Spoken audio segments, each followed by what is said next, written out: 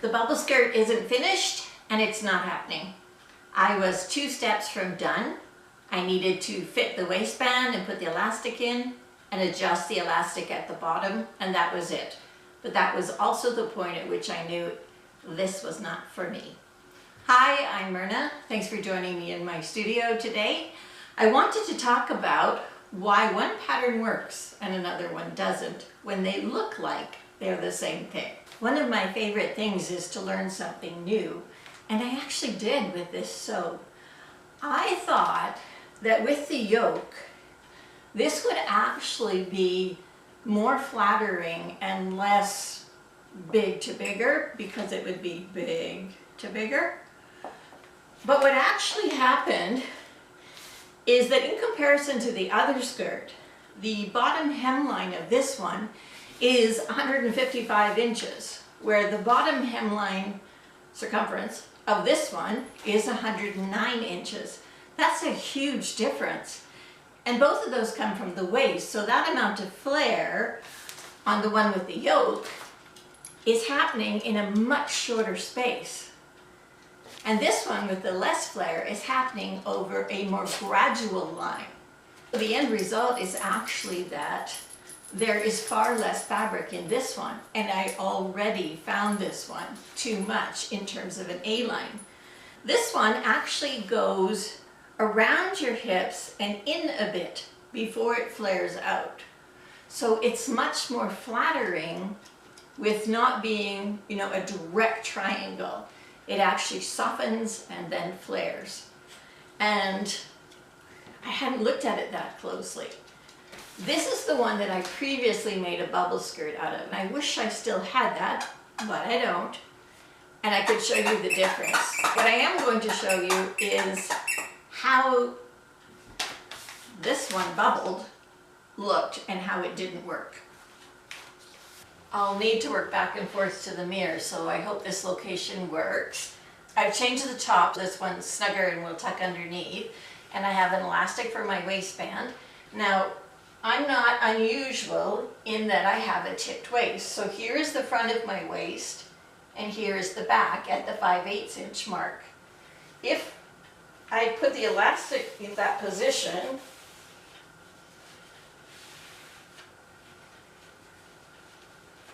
you can see the goal here now is to have this yoke horizontal and level to the floor, and then to have the hem level to the floor. When I look in the mirror,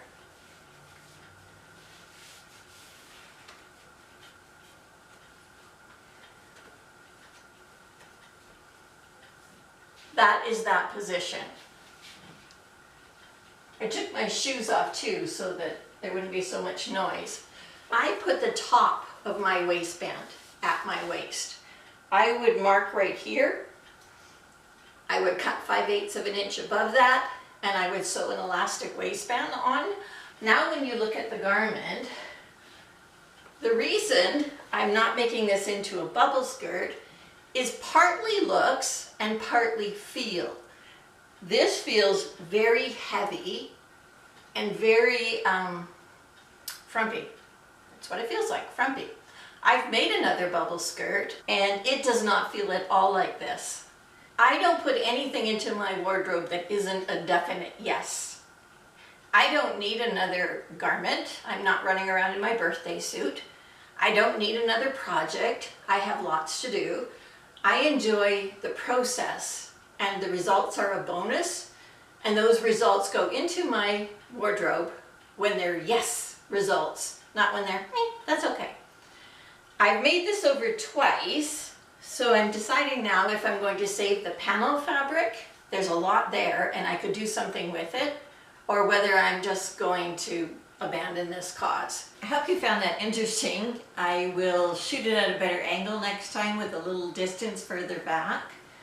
Along with abandoning projects, deciding what I'm going to do with the fabric, I don't keep patterns I know I won't sew. I might keep some for inspiration that I haven't sewn yet, but if I have sewn it and it's a no-go, it leaves. This pattern with the yoke tried to accomplish too much with too little. there were 2 pattern pieces. The panel that you cut out 4 times and the yoke that you cut out 4 times, 2 of which were the facing. They tried to make it cover the whole body with a repeat form, and we aren't repeat all the way around. And I'm always suspicious when there's only an illustration and no sewn model. So this is immediately going in my thrift box. I keep one for stuff that's going to the thrift store. This one will go back in my stash. I've sewn it twice successfully, not as an A-line, but successfully. I like the idea of making another bubble skirt since that one that I did sew, I don't have any longer. In terms of the fabric, one of the reasons that I was considering what I would do is I just completed an 18-month project called the Make Down Challenge, where I went through every area of my studio and I decided whether I was keeping that item or getting rid of it. That included all of my scraps. I have one banker's box partially full right now, and I just don't want to keep scraps for a length of time. I think maybe even a year, while I'm figuring out what the new me looks like with my return to garment sewing. So I think that I will find a very worthy cause to donate those to. I'll start another box downstairs right beside the thrift box that I will put those things into. Maybe that pattern can go in there too, since it'll be sewing related. I won't be keeping those until I get to the point where I want to. So that's exciting. The challenge was fabulous, and I will talk about it at length some other time because it would take too long here. The other thing I wanted to talk about is when an A-line dress or shirt works, but an A-line skirt doesn't. This outfit that I'm wearing today comes from here, where you start to see it getting wider. And the impression is that what's underneath is smaller. It is Vogue 8691 by Catherine Tilton.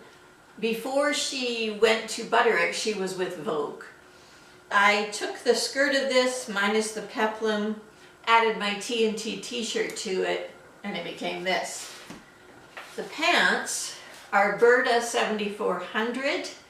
I eliminated the ribbing and put an elastic waistband on instead with that same tip that we just looked at.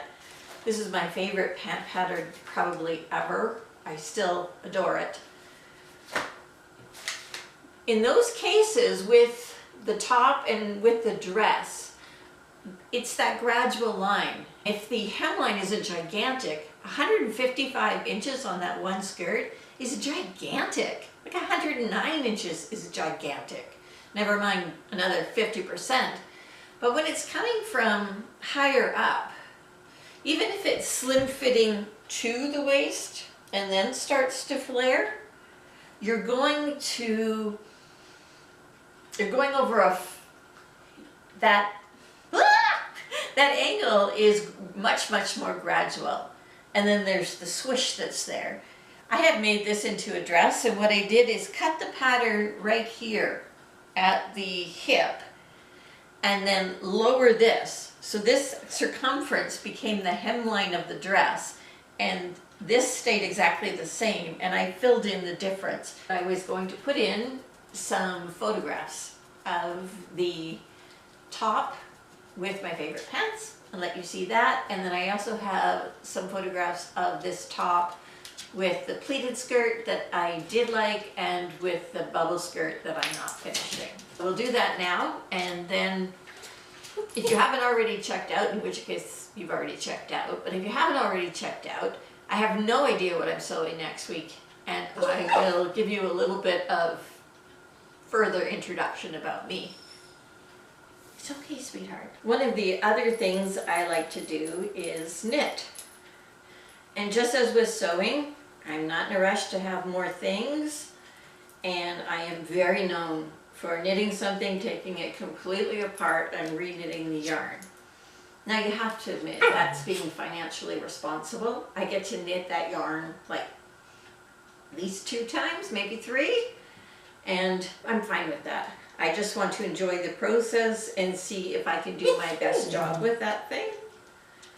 My puppy has been trying hard to be part of the show again. Maybe I'll pick her up. This is a raspberry color with flecks of blue-green, and I'm making the blanket for my camper. I just sewed cushion covers this year that are blue-green with flecks of raspberry. It'll be the forever project. I'm knitting it when I'm waiting in offices or at my paint club because I don't paint, but they let me come anyway, which is really nice of them. So I bought myself a camper in the fall of 23, and I went on one camping trip that fall, and that was my first camping trip in 30 years. It was cold and wet and I didn't know what I was doing. I had bought a vintage bowler camper, which is a Canadian icon, and I spent the next year renovating that and camping in 24 around the province where I live in British Columbia. My plan was to practice. I was going to take a trip across Canada this year and spend 4 months driving from the west to the east coast and back. When I practiced in 24, I realized that that might not be a good idea. I don't mind traveling on my own. I've done a lot of it, but what I did realize is that I often travel to workshops. I meander my way down there. I take a workshop with like-minded people. I meander my way back and I might visit with friends, but I don't spend 4 months all by myself with no activities planned and no people that I'm planning to meet yet. So I changed my mind, and instead of driving across the country this year, I spent 9 months camping with my puppy. We had a great time. On our first camping trip, I made the decision to sell that 13-foot bowler, and I upgraded to a 21-foot R-Pod. The lovely thing about that, because I camp in off seasons, is that it has a designated bed space and a designated queen size dinette space. I wanted a couple things out of it. I realized I wasn't going to eat properly if I had to go outside and cook, and I wasn't going to be able to work on my art if it was wet, cold, windy, dirty outside, and I wanted to come inside. So I needed a space where I could set that up. Hello. And so I traded it in, and I spent the 9 weeks this year, except for that first camping trip. I spent the remaining, that was a 10-day trip, and I spent the remaining time in my new camper, and it was fabulous. On my vision board here, there are a couple things that I'm working on. One is garments, like I told you about in the first video, and it's important to me that those garments fit well, that they flatter me and my personality, and that they are fun. I'm 60 years old, plus a little bit. You know, I don't have a 20-year-old body, and I'm okay with that. I am very comfortable in the body I have. I want it to look fun. I don't want to make it bigger than it is, but I don't need to pretend it's smaller than it is. I just want to pick the garments that I have fun with.